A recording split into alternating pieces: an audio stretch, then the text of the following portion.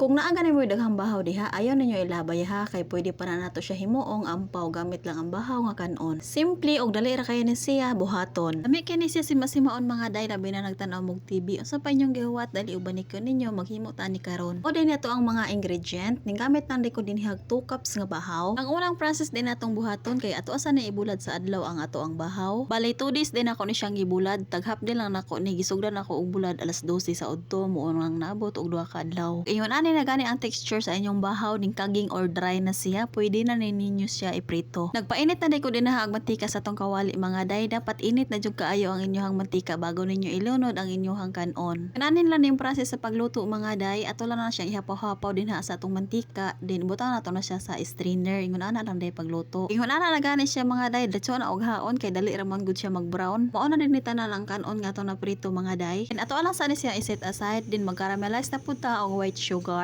Bali 3/4 cup lang nga white sugar ang ako ang gi-caramelize. Pagluto din sa ato ang syrup, ayaw sana siya o kaya mintras wala pa siya nag-melted. Kung dili na siya maglingin-lingin ba or magdikit-dikit para dali ra siya matunaw. Mag-caramelize na gani ang inyong white sugar, isunod na dayon natog butang ning ato ang calamansi juice og pinch of salt. Butang lang ko gamay asin para pang balance lang sa katamison. Kay na melted naman ning ato ang sugar, ato na ning ilunod ang ato ang pinirito nga pa-price. Inihadi nga side ato na siya paspasan og halo kay dali ra man gud magbubo na itong caramel sugar or magdikit-dikit ba dali ra siya mugahi. After din ako mahalo, ako na siyang gi-transfer sa laing limpyo nga sudlanan, kanang plat nga sudlanan ba nga dali ra siya makatag. Ninggahi naman ni ang atong ampaw, ato din ni siyang gi-slice sama ani og mao na ni siya ang ato ang lamiang ampaw. Kung naamoy daghang bahaw diha himuan ninyong ampaw lami kay ni siya mga day.